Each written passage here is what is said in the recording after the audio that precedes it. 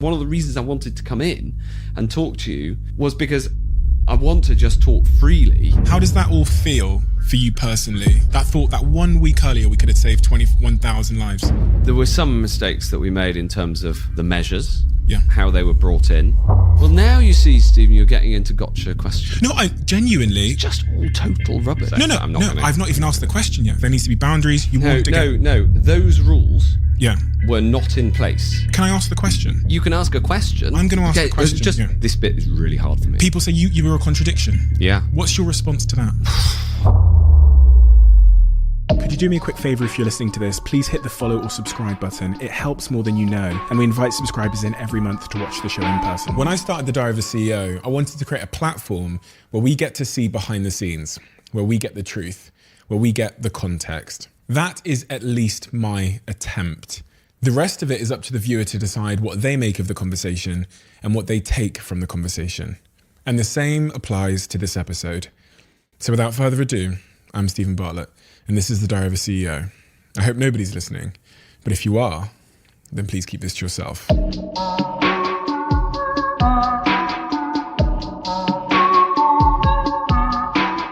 Matt, I was really, really keen to have you come and join me in my kitchen here in London to talk in a long form way about a ton of different things that are front of mind for you that have gone on over the last couple of years.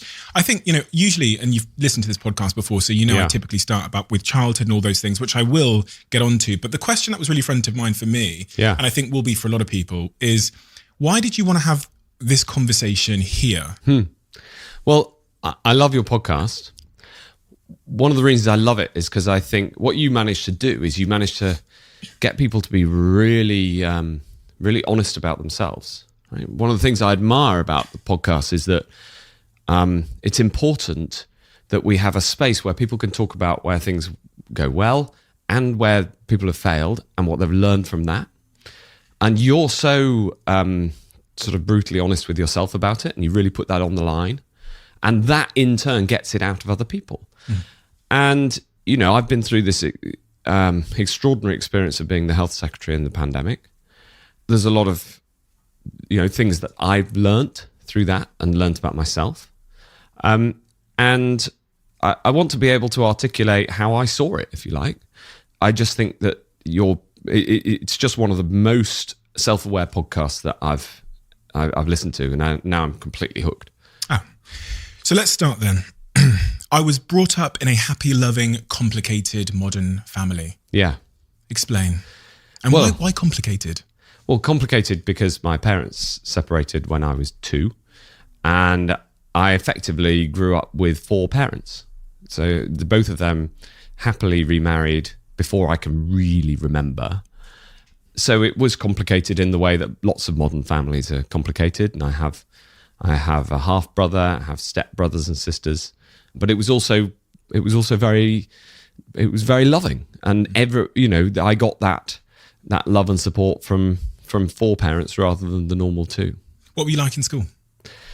Well, one of the biggest things that happened to me was that I after primary school was in this lovely, very rural Cheshire primary school, very, very straightforward, small, warm. And then at the age of 10, they put me in I was asked if I wanted to go in for the exam for the local independent school a year early. This was probably one of the biggest things that happened in my childhood, because I went and did the exam and I got through and I went to school. So I went to secondary school a year early. Suddenly, I went from finding it all pretty straightforward to really having to struggle to keep up, really having to work hard. And both socially and academically, suddenly I was in this, I was in with a big group of people who were all a year ahead of me. And combine that with my mother's work ethic. She started her own business and worked incredibly hard. And, that had a big impact on me. In what way? Specifically on the social side, you said you were socially struggling to keep up. Were you bullied? A bit. I wouldn't say that was the main thing, but it was tough. People were tough on me. And I'm also quite sort of, self-confident and exuberant, and that sometimes has rubbed people up the wrong way, especially when you're the little guy at school. So I think, that I'm sure that part of the sort of the drive that I have comes from the fact that I found myself age 10 suddenly in a very, a tough environment. And you ultimately must have done pretty well in that secondary school where you were trying to fit in because you went to Oxford, which is just... Yeah, so I went to Oxford a year early, so I was... You went to... Because you got into secondary school a year early. Okay. Exactly. And you studied politics, philosophy and economics, right? Which is... A lot of people that go on to become politicians study that course. That seems to be almost like a bit of a rite of passage to politics in a way, because you've got people like, is it Ed Miliband, David Cameron, Jeremy Hunt, that have all studied the list goes on. Michael Gove, Ed Davey, right?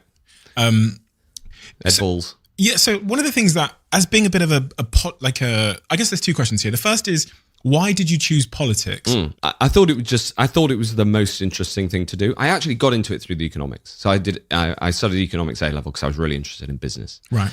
And what happened was this, that when I was a teenager in the early 90s, my mum's business nearly went bust. And we had a moment when we had this, our major client themselves was struggling in the recession in the early 90s.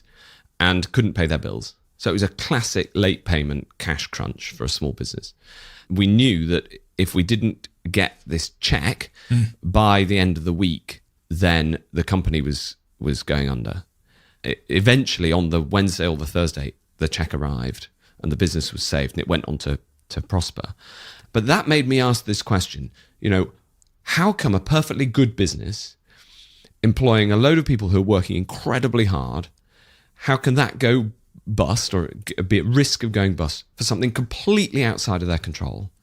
And the sort of sense of injustice in that made me then ask, how does the economy work? And that's what led me to take an interest in economics, which I had a real affinity with. I loved it as an A-levels subject. And that's what led me to PPE.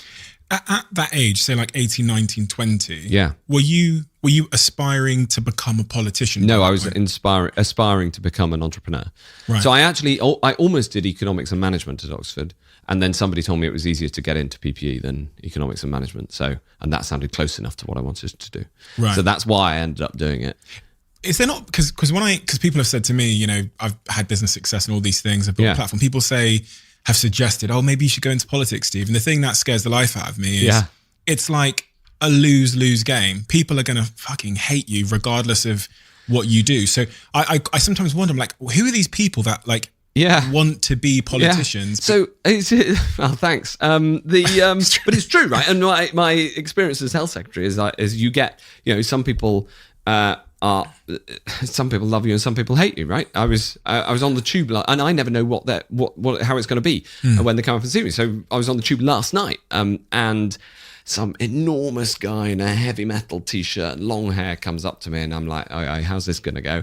And he said, I just want to say thanks. I got my vaccines because of you and I'll never forget it. I was like, oh, well, that could have gone worse. And so obviously not every interaction is as cheerful, to put it diplomatically. And so in a way, that is part of it. That if you're going to make a big decision that affects lots of people's lives, some people are going to like it and some people aren't. That isn't what got me into politics. What got me into politics was the observation that that's where the big decisions are made. And quite rightly in a democracy, the big calls in economics to stop other people going through the same experience that I did as an early teenager with my parents' business, where it almost went bust for something completely outside their control. And that's what drove me. And the combination of the interest and, because it's very interesting politics and the mission got me there. So one of the things that has also always leveled the political system in our country is that, and you kind of see this from, you studied politics, philosophy and economics at Oxford, is that a lot of the people that do go on to make those big decisions, as you've described, they come from privilege. Right. And even, your parents went through a tough time, but living in Cheshire is, I'd rather live there than Moss Side, right? Yeah. It's a privileged place to grow up and to live, and going into an independent school. You went to King's School, Chester. King's School in Chester as well, which is a privileged place to come from. Yeah. So one of the things that I've always contended with is, and honestly, one of the things that actually quite honestly put me off ever going into politics was this prospect that it's kind of this elitist club where they all come from Oxford, and then the problem you have with that, if that is true, right, is that the decisions then that are made for all of us are made from people that have walked a different set of pathways, right? Okay, so I think there's a few bits.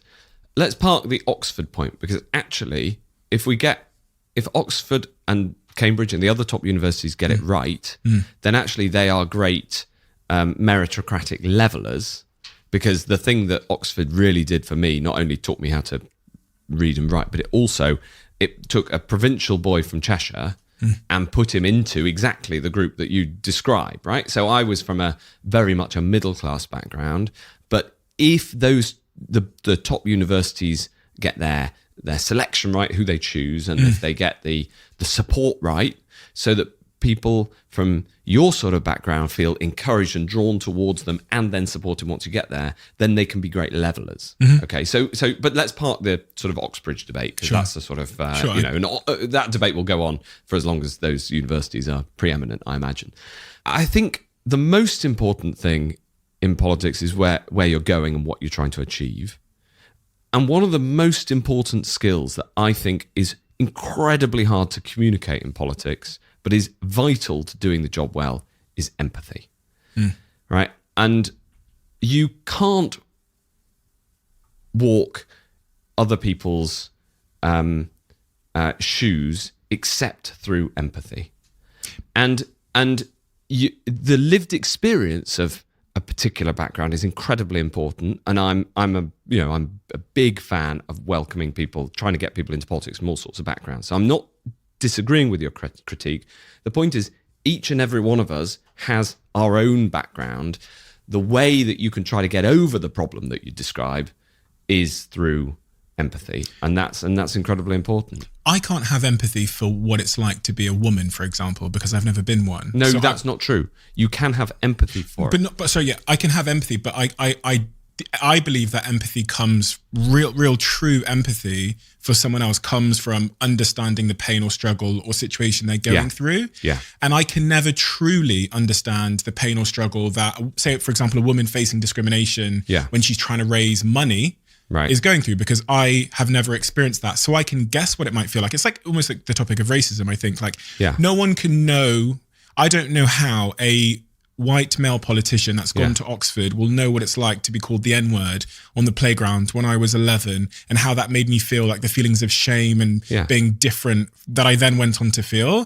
So I tend to believe that the way we create a truly empathetic political system is by finding a way to get people in that have come from like low economic housing and different backgrounds and minorities. So when I look at the political landscape and I see that a lot of people have come through a very too many people have come through a very privileged background, it makes me think that the decisions that are going to go on to be made will lack that true understanding of what it's like to grow up in a house that is like damp and moldy and there's rats and stuff. So there's I'm grinning because there's two ways to answer this, right?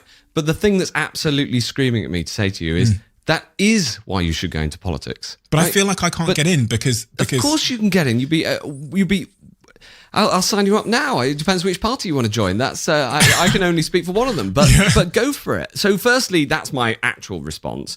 But the other thing is, it is wrong to say that you cannot that you can't empathise with others and others' situations. You can't have lived somebody else's life, but you can seek to try to understand where they're coming from. And I certainly do that. And, that's part of representing a constituency. I think it's actually really hard to communicate in politics, the empathy point, because it's really easy to generalize.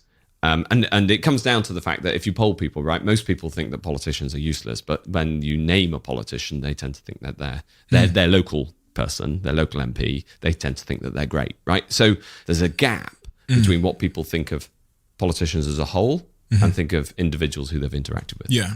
I think I can definitely empathize with pain and suffering and all of those things. I just think in order to create a truly like representative political system, Sure, it needs to be full of people who have actually gone through those things. Go as for opposed it. to Join.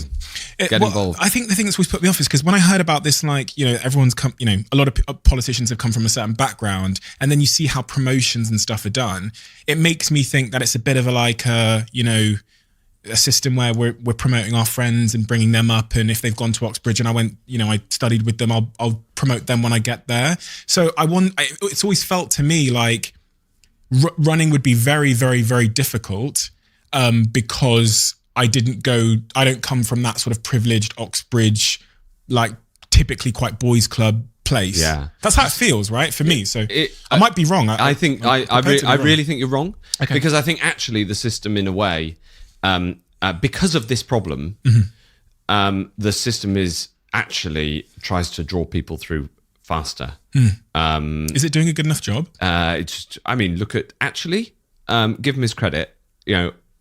Look at who Boris Johnson has put in his cabinet, right? And I know that you're immediately thinking of people he was at the same school and university as, right?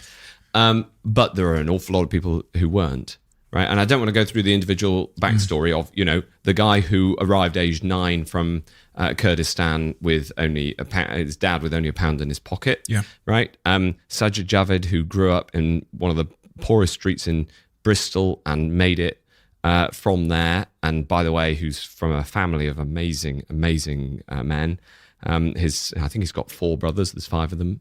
Rishi Sunak, right? He grew up in his mum's a pharmacist. He grew up in a pharmacy, right? There are loads of people who have made it from difficult backgrounds, and actually, I'm sad that you have the impression that you do, because it's not really my experience of being there. So you make the decision then to move towards politics. You become eventually George Osborne's chief of staff in 2005-ish, yeah. And in 2010 you became the MP for Mid Suffolk, West Suffolk, yeah. Okay, yeah. Right. And that was your entry into politics. Yeah. And moving forward, then you get promoted a few times, and then Theresa May comes in and demotes you.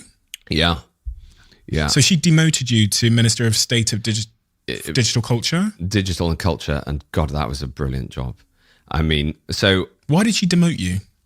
She demoted me because they decided they wanted a clean break from the Cameron Osborne years. She didn't like George Osborne. Well, she fired him pretty brutally, and I was just, head below the parapet enough to get through. And she demoted me. I was attending the cabinet at the time, and I remember the meeting. It was they had told the press that they were going to fire people until 11 a.m. and then start hiring people. And I was asked to go and see her at 10:50. So I thought, this isn't going to go very well. I walked in, and she'd been running about 15 minutes late. So I walk in, and there's a clock on the wall in her House of Commons office, and it says 11:05. And I said, it's gone 11, so I guess this is going to be okay. And because I thought, at least make her laugh if she's going to be firing me, why make it unpleasant? And she said, well, that depends how you react. Because there isn't a space for you in my cabinet, but I know you're really interested in digital, and that's one of the big things that's going on in the world. So would you like to be the number 2 in DCMS and be responsible for digital policy, and just keep your head down and sort that out? And I leapt at it. It was absolutely wonderful. This is maybe a bit of my political naivety, but when I was reading through that you'd been the minister for like digital, business, enterprise, energy, and ultimately health. Yeah. How can one person know anything about any of that stuff? Yeah. And how can anyone be a master of 5-6 different things? Yeah, because that's not the job. So it's not the job to be the master. In a way, it's the job to be the people's representative amongst the experts. So your job as the minister is to be able to be the representative of the people who is responsible for the direction of that policy area. And you have endless experts. Your job is not to be an expert, it's to listen to the experts and then decide democratically what direction do we want to go. So an area that I do know, I did have a background in, take on the future of the internet. And what was your background in that? Well, only that I can code and I understand a bit of about technology. But the big question was, how do you keep children safe online, right? And how you take the internet from a sort of a wild west and social media to a place where people have more protection, that was the most important question in that area at the time. And for that, yes, you need experts, but you also need you basically need a view of where you want to get to. You need to set the mission and the direction. Let's talk about that. Leadership that's needed. My background's social media, and I actually, whenever I see like the social media policies being set, I always the debate we have in social media and digital is like, who is it that's making these decisions? Because the people we see, when we see, obviously the spokespeople, as you've described, we know that they don't know it like us. So we think that we pray that the decisions aren't made poorly. So let's take, because that can be the subject we use to describe all of these industries that you've led as minister. So as it relates to, say, social media, when you're trying to understand what policies to set for children to keep them safe, you're telling me there's this like group of experts behind the scenes who are discussing and feeding information. And then your role to play is in deciding on the trade-offs. The trade-offs, right? Which needs expertise to know what the trade-offs are. And then also, communicating it to the public, and understanding what the public is expecting. Because sometimes experts can get so close to their subject matter that you've got to be like, but there's 60 million people over there who aren't experts, and they need the voice in the room as well. You're ultimately the person, when you're in charge of digital, that is making these calls. So you speak to the experts, then make the calls. My thing is, on a topic like digital, the harm that can be done if someone doesn't understand that area of expertise, because ultimately the minister makes the call. You can like destroy an industry, cripple an economy. So I've always thought that the person making the call should be really experienced in that subject matter. And that doesn't seem to be the case because of the design of the political system. Because of democracy, Stephen. It's democracy. And that's good and right, right? Because when you have technocratic government, you just get, experts are so focused on their area that sometimes they just don't see the big picture. So you're saying you need that impartial kind of outsider to... Yeah, that's what I tried to be as a minister. And also, so it's about lifting people's eyes to the big social trade-offs, and I mean that in the best sense, that the trade-offs within society, how free to be versus how safe to be in the internet. It's an absolute classic of political philosophy, right? And people have been worrying about that question in the offline world for 300 years, and we were bringing that sort of approach into the online world, as opposed to just leaving it as a completely libertarian space. But the job is to synthesize the expert view, but not just follow it, because the experts can become so focused, but also they can't sometimes provide the leadership, right? To say we're going over there, and yes, of course we're going to take on Facebook over some of the harmful content. Of course we are. We're not just going to lie down and say that they can make the rules up. It's interesting because when I see the political debates with things like Facebook, a lot of the government officials, both here and in the US, haven't got a fucking clue what Facebook is. And you can see them asking Mark Zuckerberg the most dumb, naive questions about the platform. And then as an outsider watching that these people that don't understand what they're talking about are ultimately going to be writing the legislation, as someone that works in the industry and could actually tell you what, in my view, having worked in the industry for 10 years, deep in it, that fully understands things like the Cambridge Analytica scandal and data privacy, and really also understands the context of the media pressure, which is sometimes is agenda based. And I worry so getting that we a don't rational, have experts. So getting a rational solution out of that bundle of problems is not easy. So what would you? But it is democratic to ensure that somebody who represents people is ultimately making the decision. But if they're any good, they'll listen to the advice that you get. I think my view is that they should represent the people for sure, and I think that spokesman role in leadership is incredibly important. But I also feel like they should have deep understanding of the nuance and complexity, and have experience in the thing, which kind of brings me on to, you became in charge of health as well. Yeah. The health minister, which is obviously something not in your wheelhouse. No. So I'm a doctors ask me, why should a non-doctor be responsible for the health service? Now, two answers to that. First is, well, it's pretty arrogant of doctors to say it should be a doctor. Well, what about a nurse, right? Because there's more nurses in the NHS than doctors. Park that minor local issue, right? The reason is because I am there as the representative, not just of those who work in the health service, but of the people who use the health service, which is to say, all of us. And so I think actually it's better for the health secretary to essentially be somebody who is there on the side of the patients. Of course, you listen to the clinical advice, and some of the most amazing brains in the world, right? Like Chris Whitty, Jonathan Van Tam. These people are amazing, wonderful communicators, very shrewd advisors. Ultimately, it's right that the person taking the decisions is representing the people through the democratic process we have, and not representing the producers, if you like. That is a better way of structuring it. You believe that? Because I really do. Yeah. I mean, I don't know these issues deeply enough to know the full complexities, and this is maybe even proving my point that I don't understand the nuance of politics, so I can't actually say if that's a better or worse system.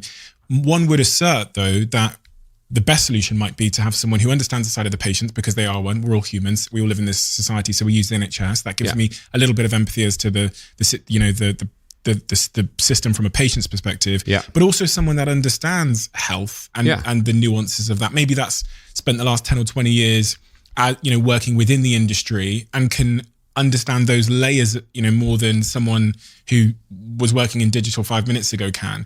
It's just an observation as a naive outsider. Yeah. Like, look, it's why quite do these people that don't have experience in a subject matter become the minister for it? Yeah, it's quite a common. It's quite a common critique of politics. And different countries deal with it different ways, right? So some countries, the entire cabinet is made up of people who aren't in parliament. The US cabinet is made up of people who have to, by law, not be in the Senate or the House of Representatives. But then you get even more of a divide between the sort of political and the democratic over here, and the essentially technocratic over there. I think that our system is better than the US system, because these two things are merged together. Because you get, in taking these decisions, you get incredible advice. You get access to all the industry experts that you want to talk to, and ultimately you're making balanced judgments. The way the UK does it as well is the civil service will never put forward a proposal that they don't think is workable. That's the deal, right? So you do have these long-term experts who have been in the field, and they'll say, okay, this is where, the way I tried to do it was, I'd say, this is where I think we need to get to. How should we best get there? And then the experts will come up with a plan of how to get there. Okay. You might have a view on some of the details of that, but essentially, I saw my job as saying, this is the mission, and then communicating how we get there, and then being advised on the way from A to B. Because the thing you lose if you go for your model is you lose the democratic input, and that can lead to things going wrong. In 2019, when Theresa May stepped down, you ran to be the next prime minister, or at least to lead the party, right? Well, and that would lead you to being the prime minister. Yeah. Why did you want to be the prime minister? Because I thought that there was a need for a complete fresh start. Did you think you'd win? No. At least you're honest. Yeah. No, but I had fun trying. No, I didn't think I'd win. But I wanted to get some arguments made, right? I worried that the party was talking not enough about how it's enterprise that leads to prosperity. Is it a publicity thing running? Because I watch the US elections every year. I'm obsessed with it, and the same people run every year. They know they're not going to win, but I think the exposure and publicity you get is incredible. Yeah, of course, that's one of the consequences. I basically had an argument I wanted to make, which was, okay, Brexit, decision's been taken. Let's get that done and get on to building a stronger economy in the future and basically get it done as quickly as we can and move forward. That was the argument I wanted to make. I managed to make the argument quite sort of loudly because I was running. And then I pulled out. Pulled out, came 7th, got behind Boris. 7 out of 10, was it? Did you come 7th out of 10? Was it? I don't know, 6th or 7th. Oh, yeah. And then you got behind Boris? And then I got behind Boris. Because you knew he would win? Yeah, it was obvious that he was going to win. Also, I came to the view that he could sort the problem that we were stuck with at Brexit better than any of the other candidates. And also, I thought, this guy has great capabilities and he needs people around him. I've had so many people tag me on Instagram, even on Telegram and in my Twitter DMs, in a picture of them starting their Huel journey. And it's one of the most amazing things in my life that I get to do a podcast, which of course needs money to fuel. And I have a sponsor like Huel, who I genuinely believe is going to help every single person who starts their Huel journey change their life. Because this podcast, the central intention of this podcast is to help people live better lives. And we get to sit here and I get to promote to you a product which has not only helped me change my life, but is going to help millions of people and is helping millions of people live a nutritionally complete life. It's such an incredible product. And for me, the reason why it's incredible is because it gives me my protein, it gives me my vitamins, minerals. It's plant-based, it's low in sugar, gluten-free. It does all of that in a small drink that tastes good. There are other products, there's foods, there's the hot and savory collection, many other things. But for me, this ready to drink is the absolute savior of my diet throughout the week where I'm moving at such pace. Look, I don't want to labor the point, but if you haven't tried Huel, give it a try. And if you do, tag me. Instagram, wherever you try it, give me a tag. Anyway, back to the podcast. We move forward to COVID, which was, you get appointed as being the health minister when a pandemic rolls in. I know. I remember seeing the Chinese publication on the 1st of January. So it was New Year's Day, and I saw this thing on the inside pages of one of the newspapers to say the Chinese have just announced that there's a new disease, and nobody knew. We didn't know it was a coronavirus. It might have been a flu. And nobody knew whether it was serious or not. But I remember thinking, well, maybe this is it. But I didn't really think it was until a couple of weeks later. When was that? Because I was reading through all of the minutes from your SAGE meetings to try and understand the kind of phases of. Because I run business, right? And we have crises and chaos and all those things. And there's various stages you go through of trying to understand exactly what this is, and then how impactful it's going to be, and then what we should be doing. And I kind of ran through all of that. So when in your view did you start to realize that this wasn't just a cold? End of January. So the Chinese published the sequence of the genome of the virus. So we then knew it was a coronavirus. That was bad news, right? Because we had a stockpile of flu vaccine for this sort of emergency if it had been a flu. And the fact that it was a coronavirus and spreading this rapidly in China was bad news. And then at that point, I remember Chris Whitty saying to me, it's 50-50. Something this contagious, either they can hold it in China, or if it gets out of China, it's going to go global. So we were, by the end of January, we were on to developing the vaccine, for instance, and trying to get the testing system up and running. And then we had this surreal month during February when nobody else was sort of thinking that this was a big thing. And we still thought it was 50-50, but 50% chance of a global pandemic is, very, very bad. And I remember standing next to the Speaker's chair in the House of Commons for a PMQs, watching every single question was about something else. And nobody asked a question about what became known as COVID. And I remember thinking at the end of the session, the end of half hour, every single question that has been asked is totally irrelevant, because It's all about other things. And we've got this one fact in China, and it's totally dominant. Why weren't you raising the bell? Oh, I was giving statements to Parliament and what have you, and we were preparing inside government for what needed to happen. So at the end of January, JVT came and said, I said, how long will it take to get a vaccine? He said, well, normally it would take 5 years, but we think we can do it in a year to 18 months. He said that in January? Yeah, if everything goes well. And I said, your mission is to have a vaccine by Christmas. And he and the team that we built pulled it off. So we were getting things moving, and then it was when we saw the pictures from Italy.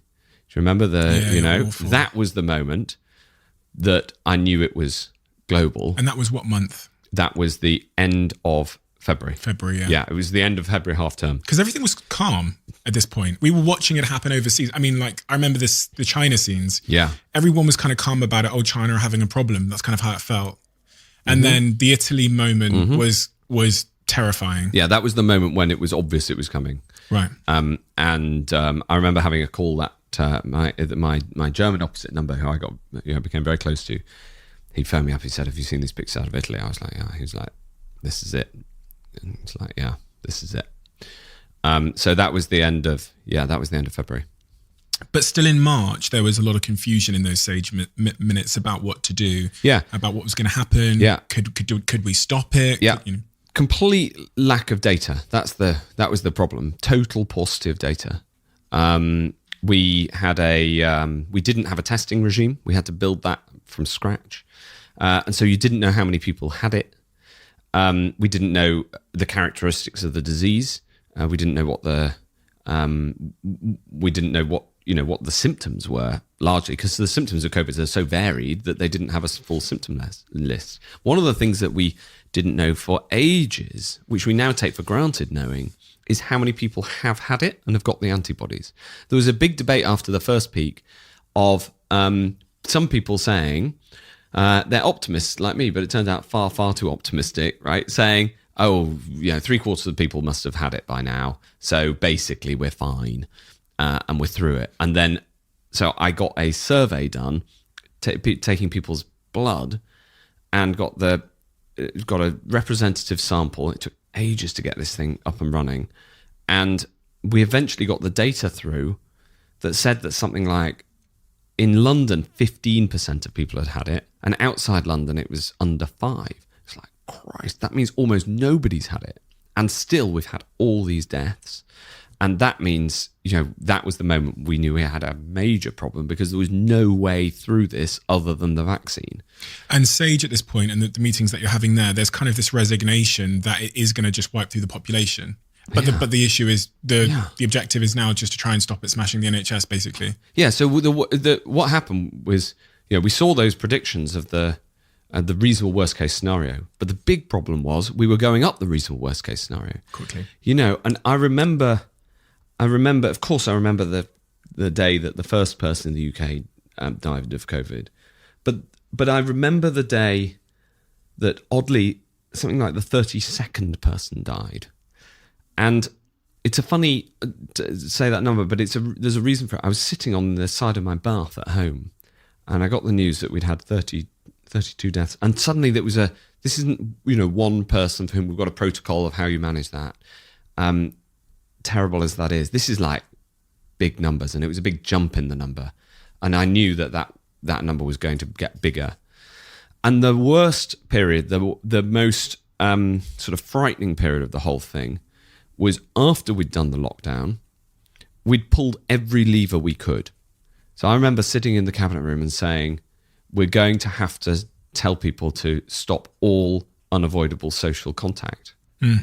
And you probably remember, that being said.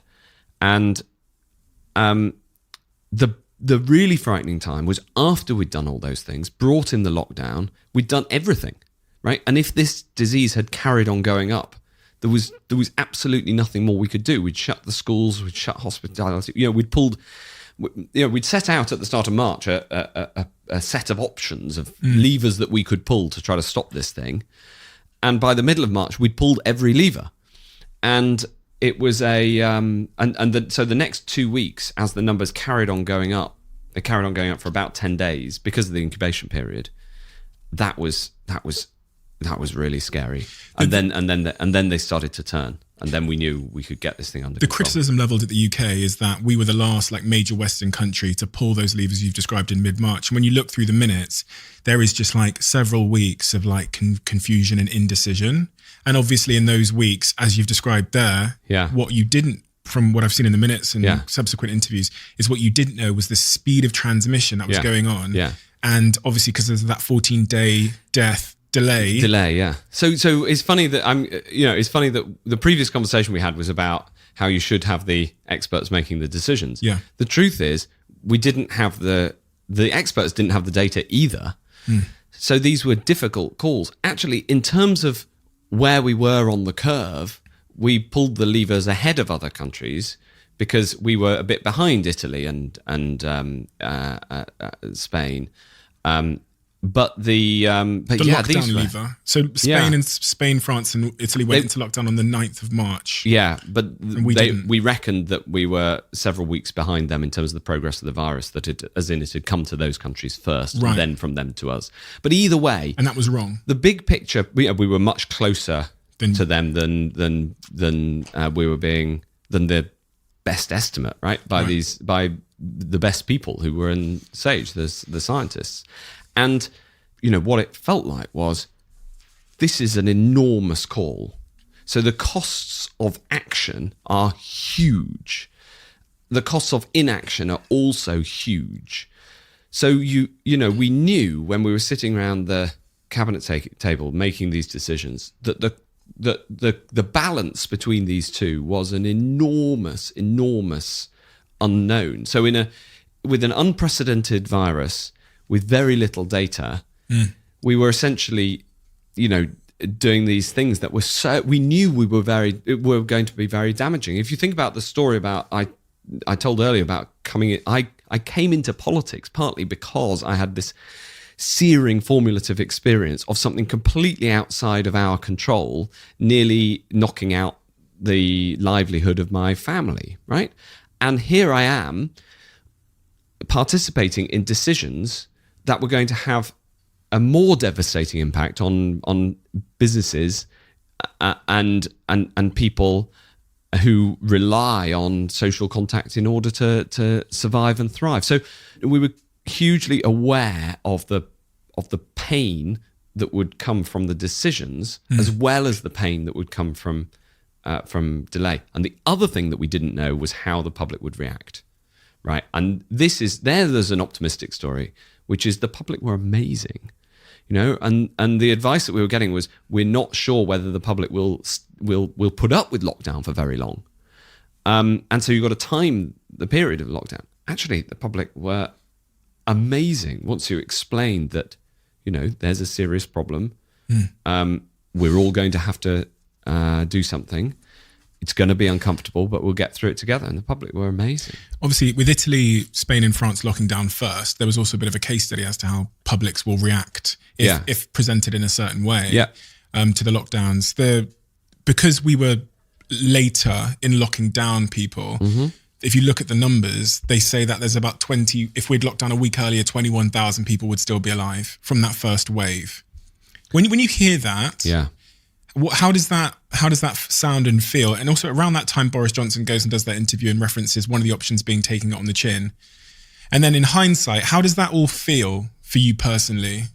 That thought that 1 week earlier we could have saved 21,000 lives. Yeah, it's obviously it's something that I'll always think about.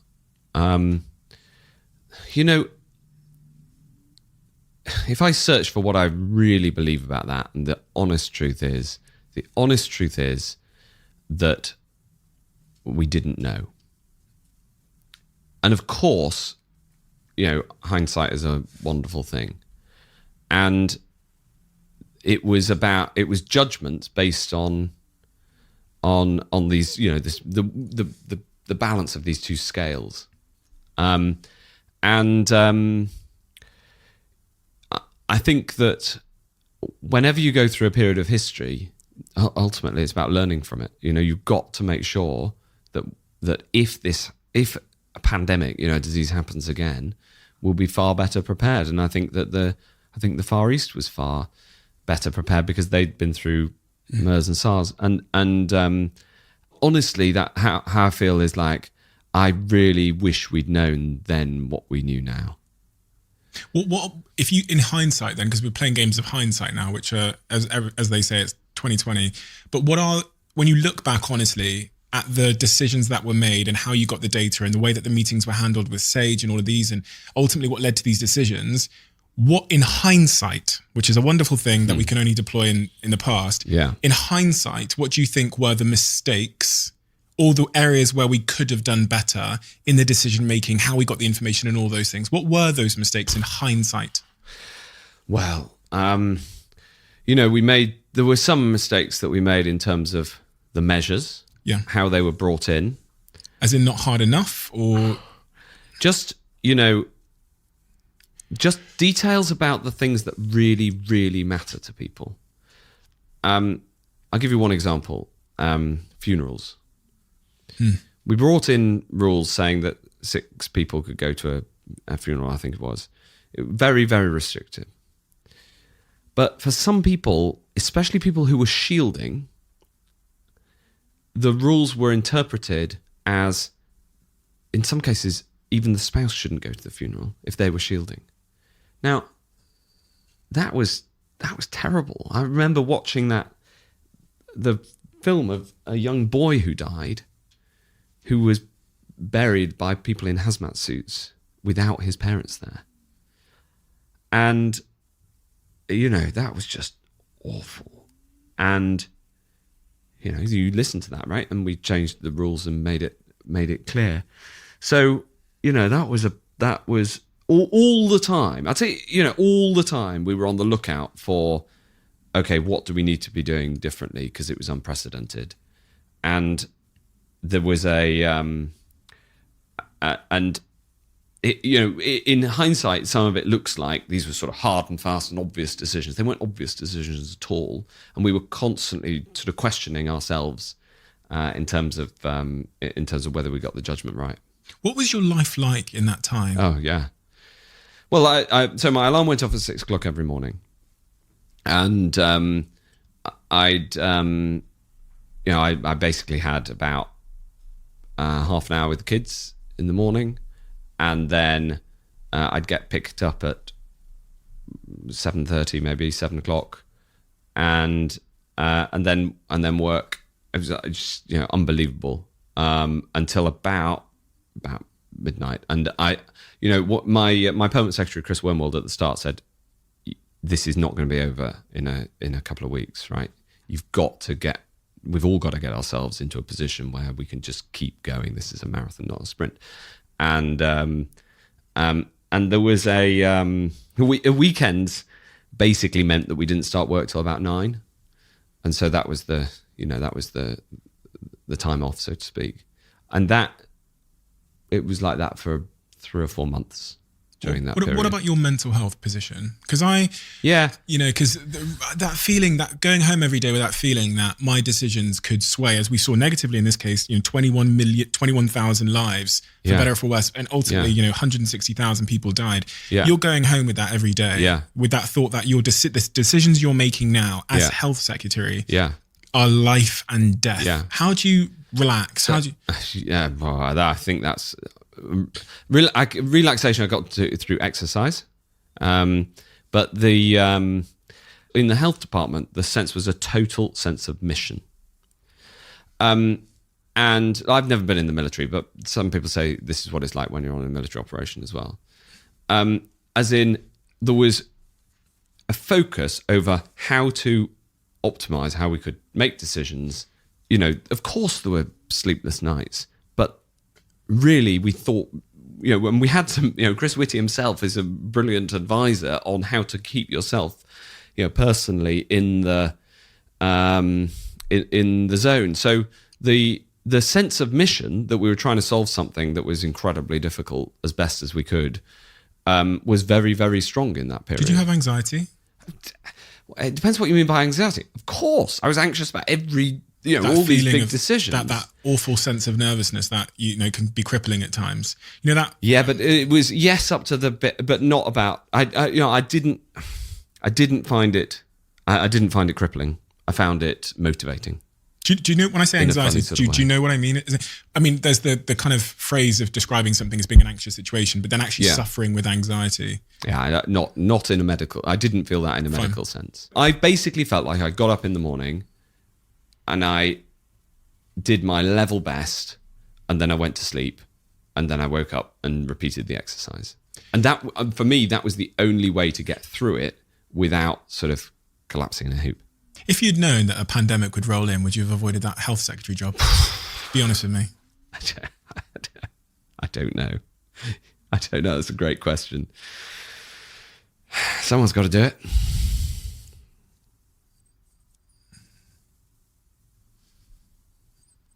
Would you have, if you knew that situation was coming? If I knew this situation was coming, there's about 100 things I'd immediately have done, right? We would have... No. I mean, would you have put yourself in that role? If you knew that, if I said now there's a pandemic coming next week, do you want the job of being health secretary? That's such a what if question. But I would answer it. The honest truth is yes. You would take it? Yeah. Okay. Because someone's going to make the decisions. Okay. So one of the Do you know what the overriding sense is that I'm trying to articulate not particularly well is a sense of duty, right? When the really bad stuff happens and you're in the job, you've got to stand up and be counted. One of the decisions that was made was, and ultimately criticizes, this whole care home stuff. What's your view on that before we get to okay, this is a really good example of of learning from what you're seeing on the ground. So the criticism runs that the NHS made a decision to get people out of hospitals because we needed hospital space and send them into care homes, and that took COVID with them, and a lot of people died. Mm-hmm. That criticism is wrong, but there's a different criticism which is more accurate. The reason that's wrong is twofold. There's been a piece of work analysis that's done that's shown that approximately 2% of the infections that got into care homes were from that route. And the reason for that is that when those people went into the care homes, they then isolated in the care homes because they weren't tested, because the tests didn't exist. Now, I wish to God that the tests had existed, and that was a big part of my life trying to build this testing system. But they didn't exist, and most of those people who left hospital actually went home, not into care homes. The truth is that the peak in the care homes came about a month later. So the facts don't even stack up this narrative. But there's a few false narratives that have got going about the pandemic, and that's one of them. The truth is, and we couldn't say it, we didn't want to say it at the time because we didn't want to demotivate people. But the truth is that the main route of the virus getting into care homes, sadly, was from staff, because staff live in the community and this disease was rife in the community. But I didn't want to stand at that podium and give the impression I was blaming the staff. The thing that we then did was we changed the rules so you could not work in more than one care home. Mm. And in the second wave, the number of deaths in care homes was far, far lower. Yeah. And we had the testing. So actually, what we needed to have done was do the staff movement policy much earlier. And we hadn't spotted that was the route. And so, there's an inquiry that will come and go through all these things. And I'm actually looking forward to it because there's a whole series of points where we've got to make sure we learn the right lesson. And then there's a couple of other things that are up there that, just aren't true and need to be like this whole, we talked about criticism as a politician, mm-hmm. right? One of the things I've been criticised for is for giving a contract to the local pub landlord, right? I don't know whether you've read that story. Yeah, I've heard all of that stuff, yeah. It's just not true. We'll talk about that. I want to just, because the point on the care home bit, okay. It's good. So you've answered one of my points there, which was about that whole rumour that people were being released from the NHS into care homes, and that was causing issues. The thing that I saw from the Sage minutes was that on roughly the 10th of March, which was fairly early in all of this, Sage did say that there should be special policy consideration given to care homes and various types of retirement communities. Yes. Presumably you had the data at that point that said elderly people were being exactly. disproportionately affected by. So around the 10th of March, but there should have been an action taken. Yeah. And then in the Sage Minutes, you don't really see care homes or retirement communities mentioned again until a month later, when there's been serious death in care homes. I think people going into care homes were 10 times more likely to die than if they'd just gone home because of the more than 10 times more likely to die. I think at the peak of the pandemic, the first wave, there were 17 times more likely to die in a care home than had they just gone home to live with, in a private home. Yeah, but that's because there's lots of reasons for that. You've got to unpack it. So firstly, it is the most vulnerable people who live in care homes. So their vulnerability to the disease is much greater. Secondly, the nature of care homes is obviously that the disease can spread more easily. And every European country had this problem. But the broader point about the Sage Minutes around that time, action was taken. But we didn't get to the policy that I think had the best impact, which was the stopping people from working in more than one care home for several months afterwards. Yes, and if we'd known that was going to be the thing that would say stop it as much as it did, obviously we would have done that. We would have done that earlier. But again, it comes down to not knowing. Yeah, and I guess this is a point of judgment. Hindsight has revealed that was a mistake. Some countries got it right. New York didn't get it right either. Right, so, but other countries did get that. And the other thing we were worried about, a different problem that didn't happen. And sometimes this, it's important to think about at the time the things we were worrying about. So in Spain, a whole care home full of elderly people had died because the staff had all gone home. So we were also worried about making sure that the care homes remained staffed, because people in care homes die if the staff aren't there.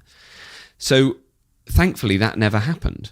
But we were worried about we were worried about the opposite problem at the same time, and thankfully we avoided one, but the other one came to pass.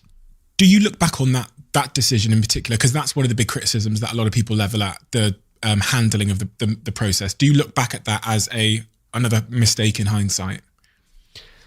Because you as you say, you were trying to make the best decision on balance, right? I know for sure. And what would you have done differently? Is maybe right. better. Yeah. So on this foresight hindsight thing, I know for sure that I did my best, and I know that the team around me worked with the right motives to get through as best we could.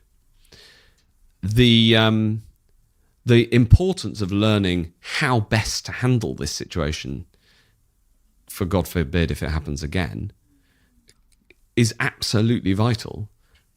But I worry as much about learning the wrong lessons as learning the right lessons. So that's why it's important that we have this sort of discussion about the care homes in particular, to make sure that just because something is in the narrative, it doesn't necessarily mean it's true. Without doubt, if I'd known then what I know now, we would have brought in the staff movement rule much earlier. In fact, do you know what?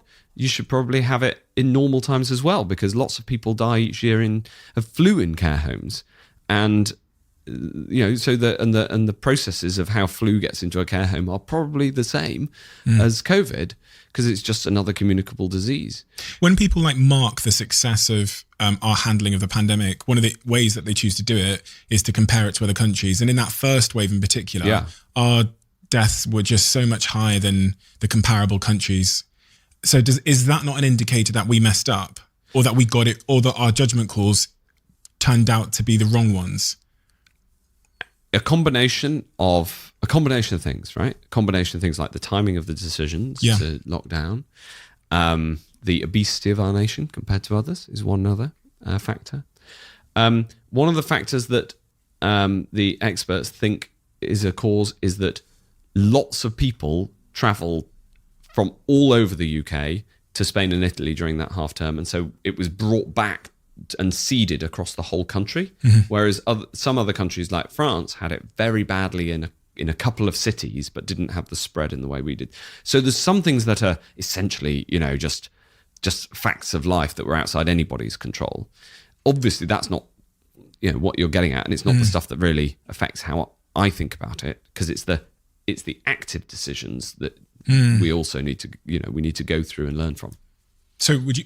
That's what I'm saying. Is the large number of deaths that we had versus other countries a indicator that we made poor decisions in that first wave? Well, now you see, Stephen, you're getting into gotcha questions. No, I genuinely, because we're going to come on to the good stuff, right? We're going to come on to the fact that we're out of lockdowns before everybody else. So the reason I reacted that way is that it is self-evident and obvious that you've got to improve decisions and learn from them. No. And the best proof point of this, and the best it's obvious from anybody who's run any organization, is you constantly got to be asking, was that the best decision? And part of leadership is to allow your team to essentially learn from and change their decisions, not stay stuck with them just because that's the decision that we took. And in the second and subsequent waves, we have done relatively better internationally. So Yes. how I feel about all that is I feel sad that the performance in the first half, if you like, was not as good as it could have been. Okay, that answers the question. And then I feel pleased that we learnt quite a few things, and in a way, we did better second time round. Yeah. But the thing I felt at the time, and this is true in any organisation I've been in, is that if you want people to perform at their best, they have to know that if they screw up, they're not going to get shouted at. The question is not who did that; it's how do we fix it.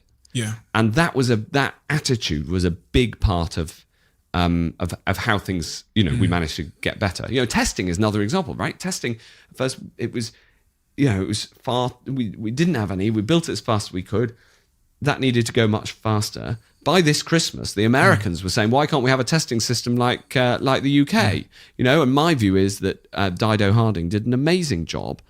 But every time we had a screw up, the question that we asked was, how do we fix it? Not whose fault is it? Did you actually think that was a gotcha question? Because do you think I'm the type of person that would sit here? And, I don't think you are, which is why I called you out on it. Because because it's every question I ask is honestly genuine. Yeah. Because and then you're right. There's so many things that we did better than all of these other nations. And I'll be honest, I'm sat here really lucky that we're able to do this in person, right? Because of the decisions that the UK took. So no, what I meant by gotcha is that the question of will you get the guy to say that there was X screw up is a classic of the Today programme. And actually, frankly, makes some of the decision making harder. I understand what you're saying.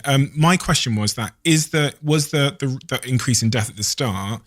Is that evidence, as people claim, that we made in hindsight, because that's all we have now, in hindsight, the decisions were wrong? And also, there's this other exacerbating factor, which was, the World Health Organization at the time, and even I tweeted it, said that we couldn't wait for a vaccine. They said that's what they said. They said we couldn't wait for a vaccine because sometimes vaccines, there's not a vaccine for SARS still. Sometimes they take 5 or 10. I never believed that. So you thought there was always going to be a vaccine? Yeah. And it's true that sometimes, in number 10, he was basically the only other person who agreed with me. Why did he say the take it on the chin thing?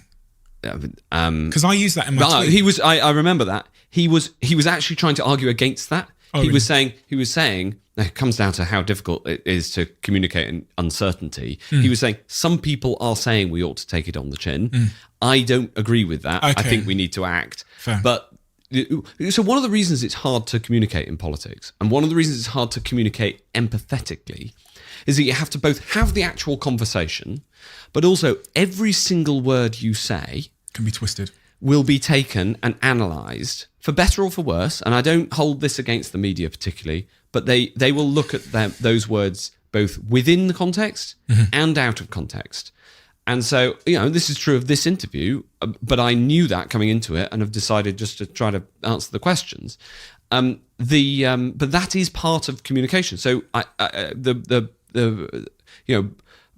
Boris saying that some people say we should just what I can't remember the exact It word, was blast take through it it on or the- something. take it Take it on the chin, right? yeah. But I don't think that's the way we should do it. Instead, we should do it that way. It was written up as Boris Float's idea of taking it on chin. Well, he did float the idea, but he then immediately rejected it for a different proposition. I did read the Sage Minutes, and to his and your credit, you don't mention herd immunity as the strategy to take forward in those minutes. Correct. From what I saw. So although that was a widespread narrative, Right. it's not actually what was going on in the meetings. The truth there is that some people were pushing the herd immunity idea, Right.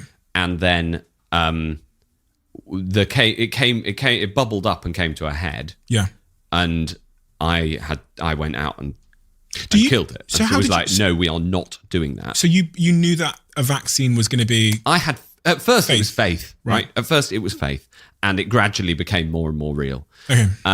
And I knew that we'd got a vaccine for Ebola. Right. And the Oxford vaccine actually comes from the work several years before to get an Ebola vaccine.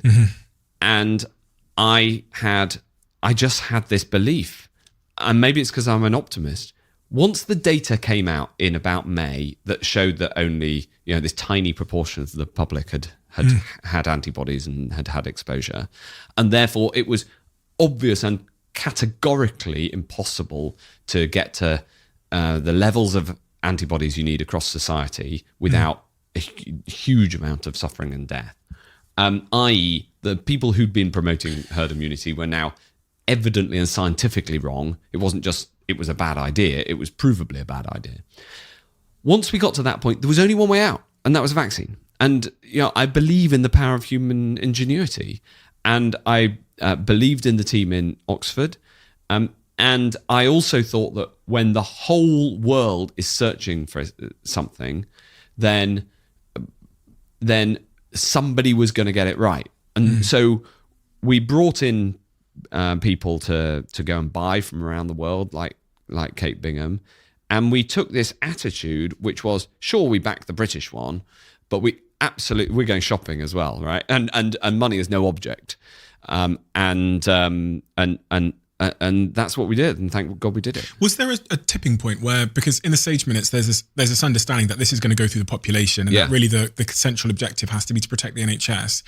And then was there a tipping point where you realised the vaccine was going to come and it was going to come quickly? Yeah. So the strategy then has to go to the vaccine's on its way. So now it's about actually limiting death as well. So it was, once we found out that only a small proportion of the population had it, it was obvious from then on that the only way out was through a vaccine. And therefore the policy became to suppress the virus until a vaccine makes us safe. And I then repeated that all the way through the summer, the autumn. And in the autumn, I was arguing for, to keep this thing under control because the vaccine's around the corner. And people were briefing against me that, no, Hancock's the only one who believes in the vaccine, and it's a running joke that there's only one person who thinks the vaccine's going to happen. And partly to try to stop some of the complications that had happened in testing, I just spoke directly to the Prime Minister on this one and didn't go through his then advisors in Number 10. And it came good. We have a brand new sponsor for the podcast, and it's a brand called Crafted, as you can see on the table in front of me if you're watching this on YouTube. Crafted are a brand that sell really meaningful, affordable men's jewelry. And I've been a Crafted customer, I think, for about 3 years now. And all of the pieces that Crafted have created have deeper meaning. The piece of jewelry I wear the most, I want to introduce you to the pieces and why I wear them, is this sand timer, unsurprisingly. And the thing for me about a sand timer is it's probably the most clear reminder that our time here on Earth is finite. And when you live in such a way where you can literally see your time pouring away and you realize that it is scarce and that we're not all here forever, you start to make better decisions. You stop worrying about pettiness and trivialities that consume our lives. I always have this Crafted sand timer around my neck as a reminder of that. And this is why I wanted Crafted to sponsor this podcast, because I can use their meaningful jewelry every episode to deliver a meaningful message. Quick one. As many of you know, I've been trying to make my life a little bit more sustainable as it relates to energy ever since I sold my Range Rover Sport and bought an electric bicycle. And My Energy, as a sponsor of this podcast, are one of the brands that make that transition much, much easier. They are at the forefront of British renewable eco-smart technology, and their products are really, really changing the game. If you're on YouTube, you can see what I'm holding in my hand. This is called the Eddy, right? It's the UK's #1 solar power diverter. So what is a solar diverter? It's a device for people like you and me that means you can divert your excess energy back into your home rather than back into the grid, which will save you power and money. It's super user-friendly and easy to install, and you can control it using the My Energy app on your phone. To find out more about this product and more products like it that will help you make that sustainable transition, head over to myenergy.com, and I highly recommend you check out the Eddy. It's a real game changer of a product, and one that I'm going to be installing in my home soon. You talked about some of the procurement rumors there. Yeah. One of them particularly that you wanted to mention about a friend that runs is a publishing or something. Yeah. So I mean, this is an example of how you need to go through these things properly, and how narratives can sort of spin out of control. And this is true on social media, which you're a great expert in, but it's also true in the mainstream media. So for some reason that is lost in the mists of time, some of the papers got the idea that the landlord in the village that I had previously lived in Suffolk, who had then gone on to run this factory, had got a contract that I had given him. Mm-hmm. And it was on the front page of The Guardian for several days, and it was and it's not true. He didn't have a contract with the department. He didn't have a contract with the NHS. He flipped his factory to making those little plastic tubes, the ones that you stick your test thing into. But we needed millions of these things, and somebody had to. I didn't have anything to do with the contracting arrangements because he was a subcontractor to another business. So there's no way that it's just a total nonsense. And so in a stressed period like a pandemic, a lot of conspiracy theories got going. This was one of them. There've been loads on vaccines from the anti-vaxxers. And so you've got to deal with that misinformation at the same time as trying to make the best decisions as you can. And that is one of the hardest things to wrestle with in terms of how we communicate. The rumor around that time was that he'd sent you a WhatsApp message and you'd forwarded him on to someone, and that had led to him getting a deal. Yeah. So these WhatsApps have been published under FOI. The WhatsApp was about something incredibly banal. It was about standardizing the size of these tubes across different suppliers so that they could be made more efficiently. I mean, like a really in the weeds bit of policy. Right. And I just pinged this on to the people. I mean, it was okay. It was at a level of detail about 8 below where I was operating. There was in May 2021. There's some minor inadvertent breach because you held shares in a firm that had got a contract. No. So that's not true either. There you go. I mean, this is I was given some shares in my sister's company, right? And they had a contract, an existing contract with the Welsh NHS, right. And I wasn't responsible for the Welsh NHS. So it's another example. Are you familiar with that rumor? Yeah, of course. Of course. Yeah. I mean, I have to deal with these rumours all the time. And sometimes people stand up in Parliament and say it, and you just have to hit it on the head every time it comes up. It's just not true. But there's an underlying problem, which is that, the people working to save lives in this period were working incredibly hard to just deliver that as best as they could. And all the people who now try to sort of say, oh, no, you were trying to contracts for this. It's just all total rubbish. I mean, you can't. There is no other description of it. On the 8th, I think it was the 8th of December. Where that first vaccine was administered, and you went on TV and you cried. I did, yeah. Yeah. Talk to me about that day and those feelings and what was going through your mind. Well, it was incredibly emotional. It was because we'd put everything into this, and the very first vaccine down the track, so to speak, had worked, right? We bought 6 vaccines, including the Oxford one. Actually, one of them only got approved about 2 weeks ago. And imagine if imagine if that had been the case for all 6. So the fact that the very first one sailed through and has worked brilliantly, and then the Oxford one, like the home vaccine, that also has gone brilliantly. Although there was a load of noise in the politics of it, and the Europeans getting shirty, but on a clinical basis has been amazing. So on the 8th of December, the first person receives it. And this is the way out of this terrible situation that we're all in. And all these people had died. And I knew that science was going to save us. But that wasn't the worst, that was... Then the problem was at the same time, we were having the second wave getting really big. So it was a really mixed period because we had the joy that the vaccine was working, but at the same time, cases growing. And I was on Good Morning Britain, and I hadn't seen the image, the video of Margaret Keenan getting. I'm sure you're thinking of it now, right? We can all remember it.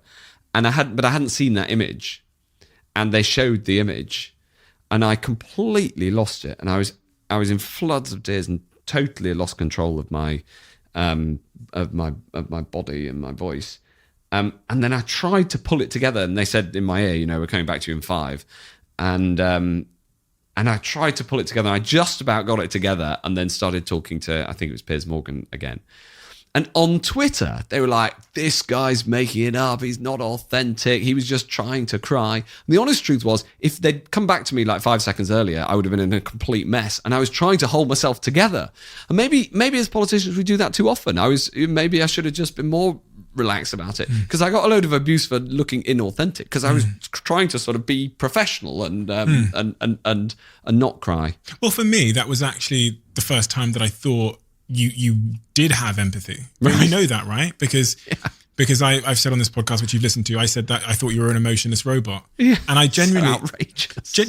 I'm just being honest. Like genuinely, I think Jacinda in New Zealand has felt much more, I don't know, like human and emotional. And I think that gives me as a muggle, as a normal person, a sense that they understand me. So when I see politicians being a bit straight-faced and tough, who was really good at that? Barack Obama, he would cry. After Sandy Hook and these kids shootings, he would just cry. He would stand there in front of the nation and he would cry.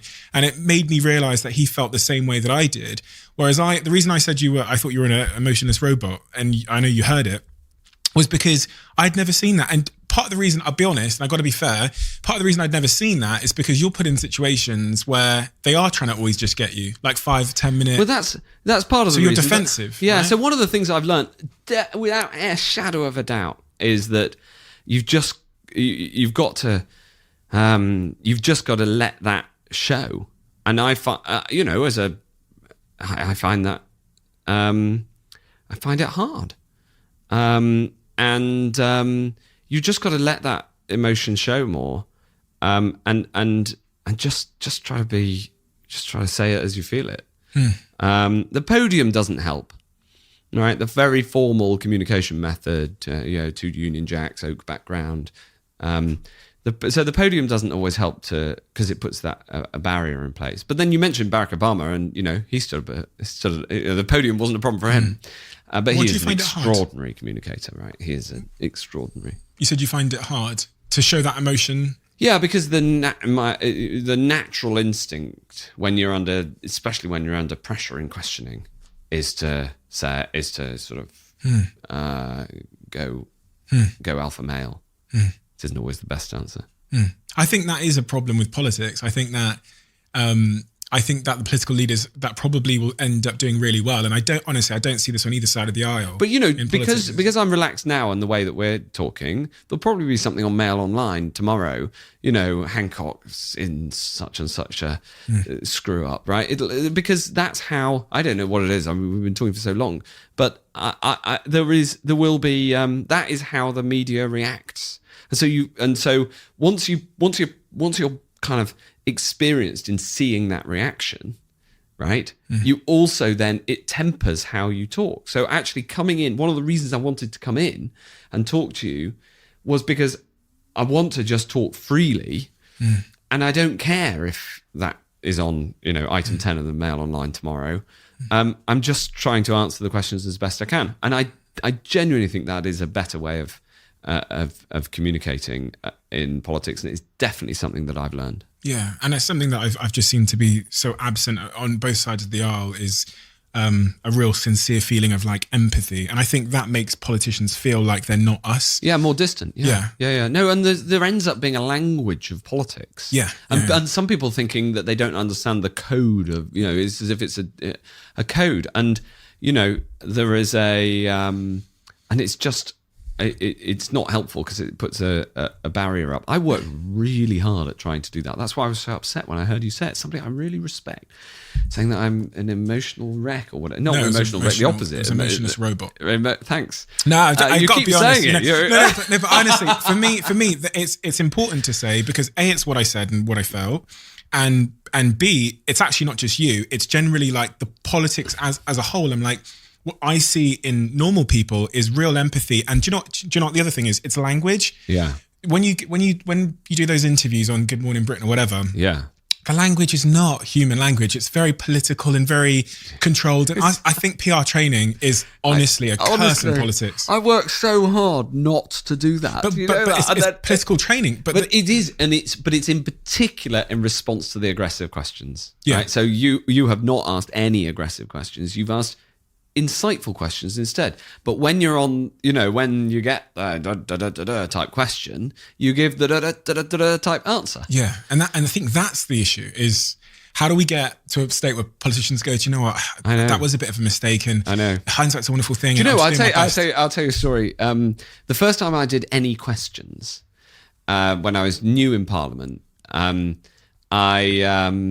go for a meal before you do any questions, and Nigel Farage was on as well, and he had 2 pints, and I said to him, "Well, you having 2 pints before going on any questions?" He said, "Yeah, because otherwise I can't talk freely." And I sat next to him, and he managed to get every single question to an answer about why Europe was awful, but he just absolutely, he had a couple of pints, and he sounded like he'd had a couple of pints. Now. Whatever you think of his politics, his ability to communicate in a relaxed way. And I remember thinking every time I then saw him, that was years before the referendum. Every time I saw him, like, you've obviously been drinking. I mean, maybe that's one way to, but I feel like it shouldn't have to. I think that the people that are really going to resonate with the public are going to be the normal people that break through without political PR training. Yeah. I think they'll resonate way more with people. I think Obama he felt like one of them to me. I know some people hate him, and there's lots of things with Jones and whatever, but he felt like someone in the way he spoke that I could relate to because I felt the sincere emotion. I don't really get that from Boris. I don't necessarily feel like Boris has the same. And then we go back to I disagree with that. I think that one of the reasons that Boris relates to people and people relate to him is because he doesn't speak in, as you call it, political speak. One of the reasons he is such an effective communicator, whether you agree with him or not, is that he doesn't play by those rules. I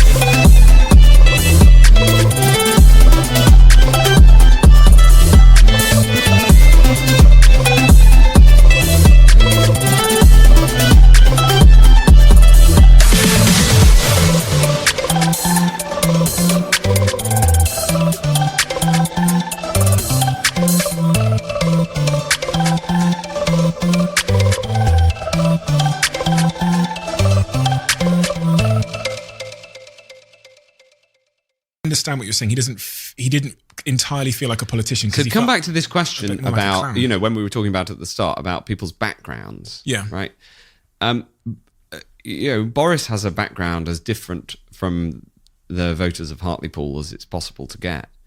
But he can reach people. And I think I think he's I put him in the Barack Obama category, actually. Really? Yeah, for people of a different politics. Yeah, I would.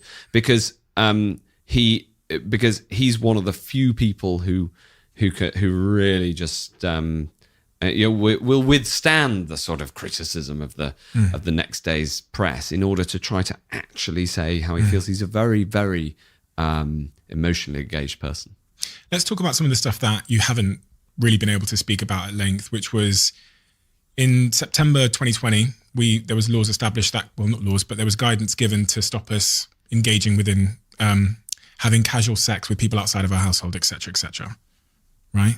Do you think you can ask the question in a little bit more respectful way? So in September 2020, you said, this is what you said, established couples shouldn't be having sex. There should be boundaries. You warned against casual sex, advising the public to stick to well-established relationships, and joking, I know I'm in an established relationship. And you told us to remember the basics of hands, face, space. Yeah. And throughout that period, hugging was not, I remember you saying that you were looking forward to hugging your mum in the 17th of May. And then all of this stuff comes out with the Sun, the CCTV leak and everything in between. Yeah. There's obviously. Can we just start this section again? How would you like to start it? I don't mind all of it except the opening bit about casual sex. Okay, fine. I haven't had casual sex with anybody. Okay. I fell in love with somebody. And we're gonna. And let me ask the question, and you can correct the question, right? So there's all of this stuff. Which what I'm saying is from the. Well, let's start this bit again. Okay. And I'll relax. Okay, fine. But you've got to let me ask the question. Absolutely. This is what we do here. We just talk. This isn't. Yeah, but you've researched a bit about casual sex. No, I've not even asked the question yet. Okay, let's get to that bit. So in September 2020, you said that when asked that established couples, only established couples should be having sex. There needs to be boundaries. No. Okay, so those rules, were not in place. That was advice on TV. Yeah. But those rules were not in place when all this happened. So there's a way that we can do this bit of the conversation, but we cannot do it with you talking about casual sex. Can I ask the question? You can ask a question, but let's ask a question in a reasonable way. Okay, so I'm going to ask the question. Just this bit is really hard for me as well. I completely understand. I actually haven't asked the question yet. This is all just a preamble. No, it's not. The point that's been leveled at you is very simple. It's that there's a contradiction in what you said and how you behaved.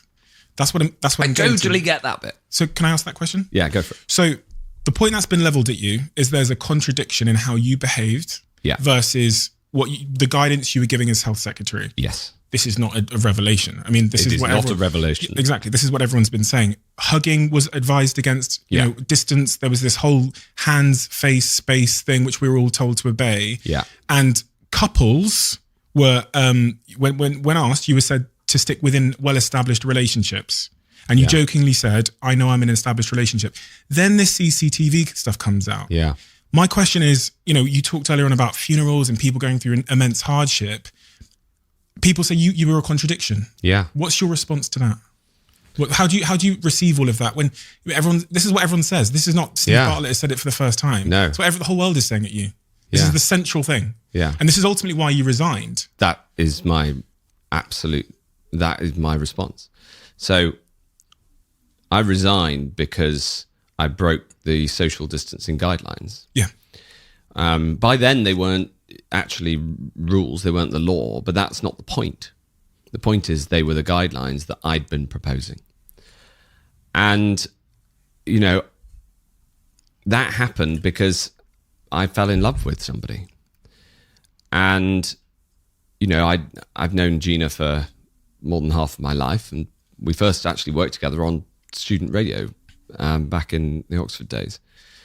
And I brought her into the department to help with public communications in the same way we brought loads of brilliant people in who were experts in their field. And so we spent a lot of time together, ironically trying to, get me to be able to communicate in a more emotionally intelligent way, and we fell in love, and that's something that was completely outside of my control, and I regret the pain that's caused, and the very, very, very public nature. Anybody who's been through this knows how difficult it is, how painful it is. Doing that in public is incredibly painful. And but I fell in love with someone. Did you fall in love while working together? Yeah. Okay. So nobody. It all happened quite quickly. It actually happened after this sort of thing stopped being, after the rules were lifted, but the guidance was still in place. So I'm not trying to claim that. I hold no bitterness about this, because I broke the rules. I fess up. I broke the guidance, and there were only two people responsible for this, and ultimately, that's why I resigned. I took responsibility for my decision and I resigned. When that CCTV stuff happens, and I'm not going to go into the details because I don't want to drag people into this, but I want to understand how that feels. I can only imagine having dealt with a pandemic and then getting this call from the Sun that they're about to leak something. Yeah, I don't have the words to describe how that must have all felt. Yeah, but tell me. When you get that call, it was awful. It was awful because, we obviously knew what was going on, but we wanted to do this as unpainfully as possible, and by the release of those images, obviously that caused a huge amount of pain, and. It's been, anybody knows how difficult it is. Ending a relationship, and we have 6 children. It's tough, but Gina and I love each other very deeply, and where are we? 7-8 months later, it gets a bit easier with time, but I have no sort of. I don't hold it against anybody because we were. I take responsibility. Have they figured out where that footage came from? Yeah, so many people ask me this question. Everyone's asked the question, and. Do you know the honest feeling I have in response to that question is I just don't care, right? Actually, there's a funny story, which is that the best I know is that it was one of the security guards in the department. There's a current ICO investigation. I don't know any of the details of that investigation. I haven't got any inside information other than that which is public. However, the investigation is based on a law, data protection law, that I took through Parliament, into which I personally put a journalistic exemption. So I don't hold it against the journalists for publishing it. But obviously, it was a very serious data protection breach, if you like. The thing that we've learned, and I think all my other colleagues in cabinet learned immediately, is why did you have a CCTV in the Secretary of State's office? Obviously, I didn't know about it, and because even who's in the office is an important fact and a sensitive piece of information. But all of that is by and by, because it is not the responsibility of others that those social distancing guidelines were broken. That is my responsibility, and I took responsibility for having done that. You took responsibility. You went to Boris. You said, you'd apologised to him, and he considered the matter closed. And then that's kind of where people thought it had been left off. But then I think the media noise and the pressure built, and eventually the narrative is that you then resigned after After 24, 48 hours. It wasn't really after the press. It was that, some people I really respect got in contact and told me about things that they had been not able to do. Like what? Seeing dying relatives. And, even though it, and I realized that it was unsustainable.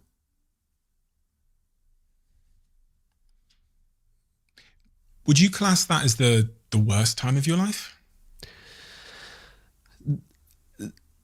Being health secretary is not nearly as difficult as worrying about your children in a very public divorce.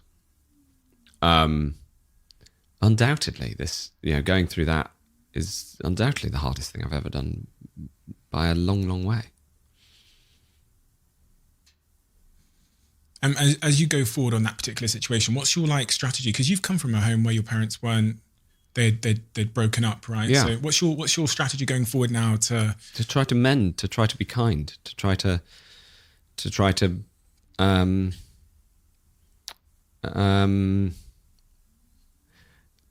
make, on the fact, obviously, try to make things better. And then on the professional side, I've got other things I'm interested in. I actually don't miss the job as much as I expected, right? I'm really enjoying the freedom of being on the back benches on the professional side. And I'm absolutely, I'm absolutely in love with Gina, and that helps a bit.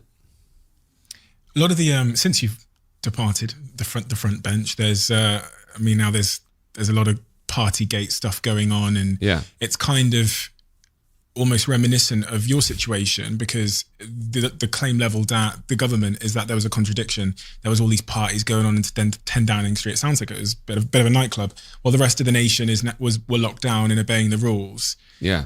You've not really been brought into that as much. No, I wasn't invited. You weren't invited. But what's your take on that? Because I'm sure you get asked about this. Well, that's obviously very difficult. But I do think you've got to look at the big picture of, we're coming out of the pandemic now, and that's in large part because of the big calls.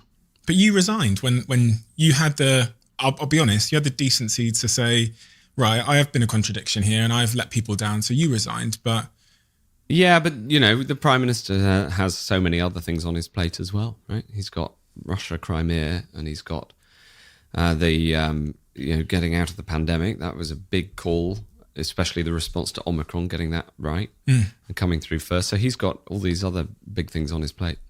What do you make of, I don't really have much to talk about on this particular topic, but there's all this Dominic Cummings stuff. Yeah. He's become a very interesting character, a bit of a whistleblower, exposer type. And, you've been supportive of Boris Johnson pretty much the whole way, even as you say with the Partygate stuff, you say we need to look at the bigger picture. But he released some text messages that apparently were very critical of you, where Boris said that you fucked up ventilators and that you're totally fucking hopeless. Yeah. But remember, at that time, it's subsequently transcribed that Dominic Cummings was trying to get me fired. Right. And if you look at those text exchanges, they're like a diatribe against what I was up to. Right. And that didn't actually reflect what was going on. So, Boris has apologised for the way that came over. But actually, if you, and for sending those messages, but actually, if you look at it in context, the context is this guy was trying to get me fired. He sent a load of aggressive messages to the Prime Minister. The Prime Minister responded as he did in a private setting, never expecting that to become public. So I'm completely, there are people who really want to fix things and improve things in life, and I'd rather be that type of person. Fixer. Speaking of fixing things, yeah. One of the things you're really focused on fixing at the moment, and I've seen you talk about this in Parliament and in several other places, and a lot of the interviews you're doing on Twitter, is this issue of dyslexia in our country. Tell me why, you alluded to it earlier, why this is personal to you. So I was only identified as dyslexic at university. And I know, despite really good teachers, it would have been so much easier for me, because before I was identified, I just thought I was stupid and bad at English. And some people say you shouldn't identify, you shouldn't tell dyslexic kids they're dyslexic because then they'll be labelled. But I labelled myself as useless with words, and kids do that. But still, today, only 1 in 5 children are identified at school. And I think this is ridiculous, especially in a world where you can have online assessments that they can't give you the formal diagnosis, but they can give you the data that says this child's highly likely to be dyslexic. So I'm campaigning for that. And in a way, it's one of these things that, now that I can choose how I spend my time as a backbencher. But is something I really care about. I never got round to doing it in government. I actually had assembled a little team to push on this in the Department for Health after the election but those people got moved on to have to deal with the pandemic. So for me, this is unfinished business. And for the, hundreds of thousands of dyslexic kids out there, if I can show just one of them that you can succeed as a dyslexic person and you can make it, so long as you get the support you need, so long as you get identified, then that will have been worth it. So it really, really matters to me, and I'm sure we can make loads of progress. When we talked about you having this conversation with me here, I remember you saying there was things that had been said that you wanted to kind of have a chance to address and rebuttal. Do you feel like you've had a chance to address and rebuttal those things? Yeah, I have. I feel like, because we've been able to have a long conversation, there's a few of those, a few things I've been able to explain the thinking behind.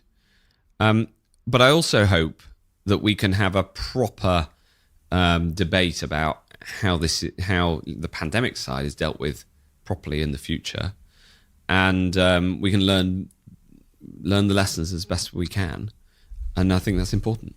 Every guest in this podcast, you might be aware of this tradition, leaves a question in the diary of a CEO, and I don't read it. And I swear on all my family that I don't read it until I open the book. So forgive me if it takes me some time to read the handwriting. Okay, here we go. So the last guest on the Diary of a CEO podcast left this question for you. If you were lying on your deathbed, what 3 things would you want to have achieved in life? Oh, well, that's great. 3 things. 3 things you would want to have achieved in your life. Pretty ambitious. The number 1 is I want my children to be happy and have fulfilling lives. That is undoubtedly number 1. The second is that I want to have a happy and loving and fulfilling life and relationship, for the rest of my days. Just because of what's happened with Gina. Gina's actually here today. It's worth saying. Yeah, that's okay to say that. Yeah.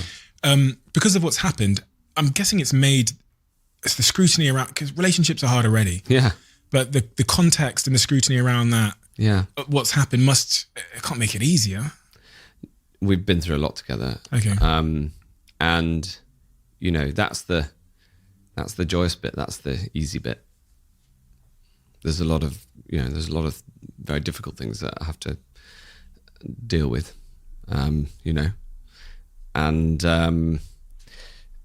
having fallen in love with Gina that's the easy bit. And the third one? And the third one, I hope to have. I mean, it's sort of both. It's so obvious, but and I'm going to put I'm going to try to answer it more specifically. I hope to have improved the country that I love. And, if, for instance, that is making sure that every single dyslexic child gets both the capability to read and write and be effective and the self-esteem that comes with that, then that would be wonderful. And I'm lucky to have a platform in Parliament and through the fact that I'm fairly well known to be able to try to affect change, and that's what I want to do. Thank you for both your time, because I know it's in tremendous demand, but also thank you for choosing to have this conversation here. These conversations aren't easy, so it's often easy to easier to avoid them.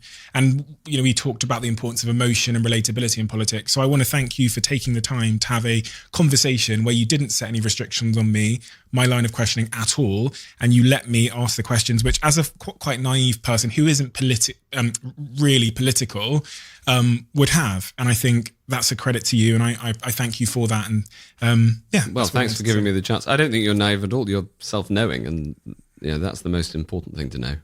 Well, thank you, Matt.